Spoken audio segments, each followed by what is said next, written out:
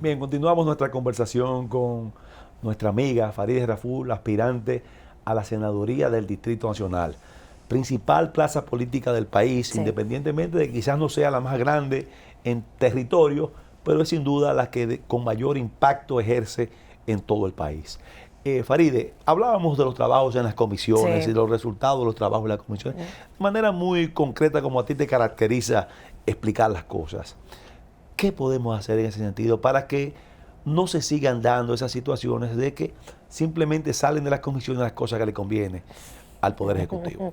Yo creo O a que quien controla el Yo Congreso. creo que hay muchas cosas que cambiar y nosotros hemos propuesto incluso que el Senado modifique parte de los reglamentos que tiene, porque al ser 32 miembros es mucho peor lo que pasa que en la Cámara de Diputados, precisamente para que estos temas puedan ser debatidos según lo que vaya llegando en el orden en que se maneje la agenda dentro del hemiciclo, porque muchos de estos proyectos llegan y como no llegan con un tiempo definido para ser conocidos, son puestos hacia la derecha y se le da prioridad a los proyectos que ellos quieren que tengan la prioridad. Entonces debe haber un reglamento que obligue a que sea conocido en un tiempo, no porque ahora se tiene, bueno, perimen 2 legislaturas, pero obligar al legislador a que en una legislatura, por ejemplo, pueda rendir un informe de parte de esos proyectos, o máximo 2, depende de la carga de trabajo. Claro. Por ejemplo, la de justicia es muy difícil tú en un periodo sí. trabajar todos los temas que nos llegan, pero que por lo Bueno, menos en tenemos un dos, código penal que tiene años ahí. más de 10 años.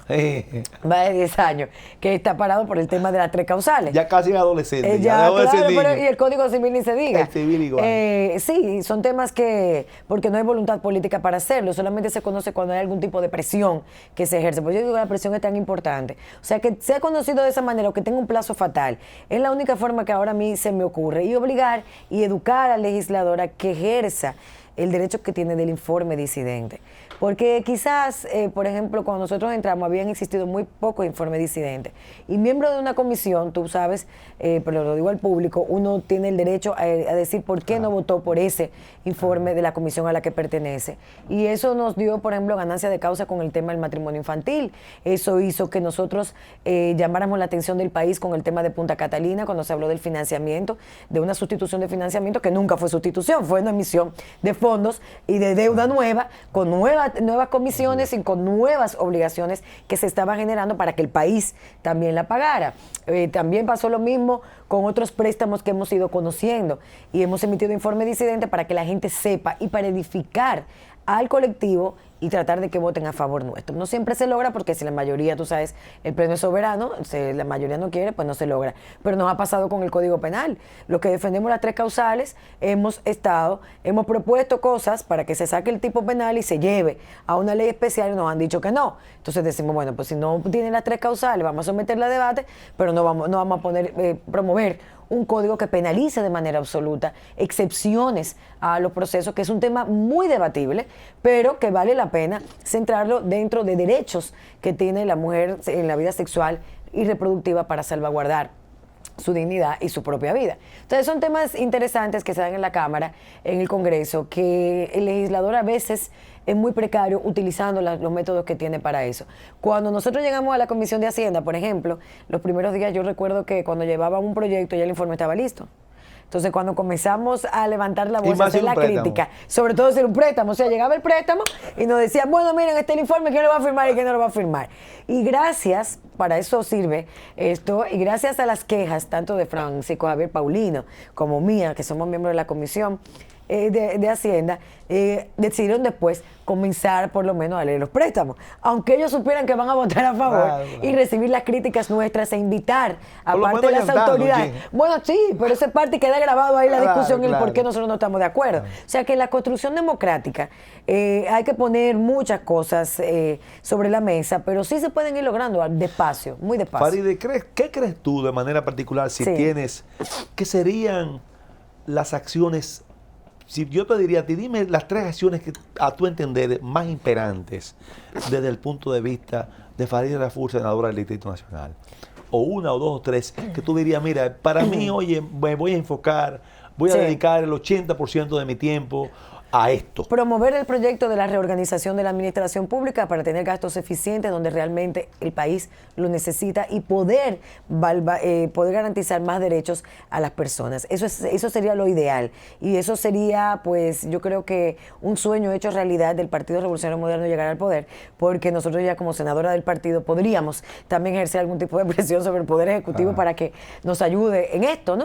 Y hacer estas cosas más eficientes. Trabajar porque los procesos sean transparentes en cualquier proceso y en cualquier iniciativa legal que se esté manejando dentro de la Cámara de Diputados y eficientizar la labor de representación de nuestros legisladores. Nosotros tenemos más de 14 años con un senador inexistente dentro de la base social dominicana, que no tiene la voz de la gente que realmente necesita una voz para poder buscar soluciones a sus problemas, que a veces son problemas simples que se resuelven con un interlocutor válido entre el Congreso y la alcaldía, por ejemplo, que es el gobierno local, o entre el Congreso y el gobierno central. Que la gente se empodere y que la gente abra las puertas del Senado a la democracia y a la gente, y que la gente sepa de qué es eso. Y en tercer lugar, para nosotros es muy importante legislar para el futuro. Nosotros tenemos... ¿Qué legislar para el futuro? Ahora te voy a explicar. Nosotros tenemos deuda pendiente. Tenemos deuda pendiente con materia de salud, con materia de seguridad social, que queremos abordarla con toda la integridad y con todos los actores. Pero no por eso podemos no ver el desarrollo de un país a largo plazo. El Internet de las cosas, la economía naranja que genera ingresos importantes al Producto Interno Bruto. Nosotros tenemos que comenzar a normarla y poder llamarla por su nombre. Los nuevos derechos del trabajador tienen que ser analizados porque ya el trabajo ha cambiado su modalidad y es uno de los temas que está discutiendo en estos momentos la OIT. Una persona que sirve o que trabaja en República Dominicana puede rendir un servicio en Senegal en este mismo momento. ¿Cuáles son las condiciones contractuales? ¿Qué lo protege? ¿Qué legislación lo está protegiendo? ¿Cuáles son los derechos que tenemos que garantizarle? Todas esas cosas nosotros tenemos que comenzar a verlas. Ahora, para poner un ejemplo, vimos cómo el Presupuesto General de la Nación plantea en materia impositiva pues nuevos impuestos para lo que tiene que ver con utilización de algunas plataformas sociales. ¿Cómo qué? Como Amazon, como Netflix. Y yo me sorprendí a veces, pero ok, pero ¿bajo cuáles parámetros tú vas a cobrar esos impuestos? Si no tienes una norma, ni una evaluación, ni un diagnóstico, ni una matriz que determine la importancia, el impacto, la forma en que se van a cobrar y el criterio que define la importancia del cobro o de ponerle un cobro y a quiénes se les va a pagar ese impuesto. Esas son cosas importantes porque sí, la tendencia es esa, pero ¿lo estamos regulando? No lo estamos previendo. Y yo creo que nosotros tenemos que ver una sociedad a largo plazo que garantice que esos problemas y esos desafíos, porque no son problemas, las sociedades son dinámicas, estén normados y con una visión un poco más adelantada que la que tenemos en la actualidad. Farideh, cambiando un poquito de tema, aún siguiendo en lo que hemos estado conversando, ¿entiendes tú que estamos en un año electoral donde se está llevando a cabo un proceso de orientación, de educación adecuada al elector en todo el sentido de la palabra para que se concientice del rol que cada ciudadano y ciudadana ejerce con el voto, que más que simplemente ir a depositar un voto, está decidiendo lo que podría ser el presente y el futuro inmediato de él, de sus hijos y de sus nietos? No se está haciendo. ¿Entiendes tú? No ¿Qué cosas tú entiendes no se está haciendo. Que deben reforzarse rápidamente, invertirse? Hay que hacer una campaña masiva para que la gente entienda, como te dije ahorita, la importancia del ejercicio electoral. Hay que hacer una campaña masiva para que la gente comprenda que son dos elecciones separadas, porque todavía ayer me preguntaba un vecino que tiene acceso a la información, que tiene acceso al internet, que tiene oportunidades, me decía, vecina, entonces ya está todo listo para votar por usted en febrero. Yo, no, vecino, la mía es en mayo con la presidencial. Me dice, y entonces no va junta, ¿y cómo es? Y uno trata de decir, pero no todo el mundo lo sabe.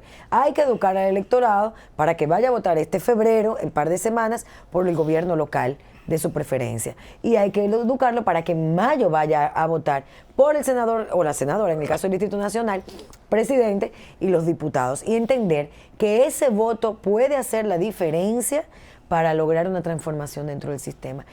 Aquí lo que está en peligro es la democracia nacional.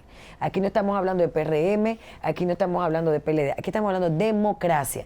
La democracia está para garantizar derechos. Nuestros derechos están siendo muy vulnerados por un sistema que no respeta las leyes, porque los actores, los funcionarios, están por encima de las leyes. Un sistema corrompido, comprobado, que lamentablemente se protege en el manto de la impunidad. Y eso es altamente peligroso, porque cuando hay corrupción, por ejemplo, lo que hay es eliminación de derechos. Repito, la corrupción le quita la oportunidad de asignaciones de recursos a sectores importantes. Como el hospital, no me acuerdo el nombre, apellido Goico, que está aquí, que tiene 6 salas de cirugía y tiene solamente un aparato para poder operar. O sea, esa inequidad es porque la corrupción ha afectado muchísimo ese tema. Por eso la gente va a los hospitales públicos y a veces tienen que esperar 5 y 6 meses para que les den una cita, porque están abarrotados de personas, los médicos no dan abasto, no tienen los equipos suficientes y hay una intervención hospitalaria que limita que se avance de manera rápida para que los médicos vuelvan a su centro. Entonces, esto es un desorden, eliminando derechos, ¿verdad? Entonces, yo decía el otro día, la corrupción comienza desde el financiamiento de las campañas electorales. Ahí comienza la red de sobornos, porque cuando un funcionario o cuando una persona aspira a un cargo y es subvencionada económicamente por narcotraficantes o por grupos económicos, está haciendo una alianza con esos grupos económicos hegemónicos. Te pueden apoyar, pero no cerrarte la oportunidad a eso en un país donde el lobismo no está todavía regulado, que debería de regularse.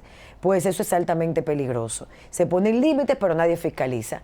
Aquí se garantizó y se permitió que todavía organizaciones internacionales o empresas internacionales siguieran financiando campañas siempre y cuando pusieran un domicilio en República Dominicana. Se le siguió abriendo las puertas a casos como Odebrecht, sabiendo todos nosotros el oscurantismo de las acciones de esa compañía, que para colmo era la compañía que subvencionaba el apoyo al actual presidente de la República. ¿Y nadie investigó?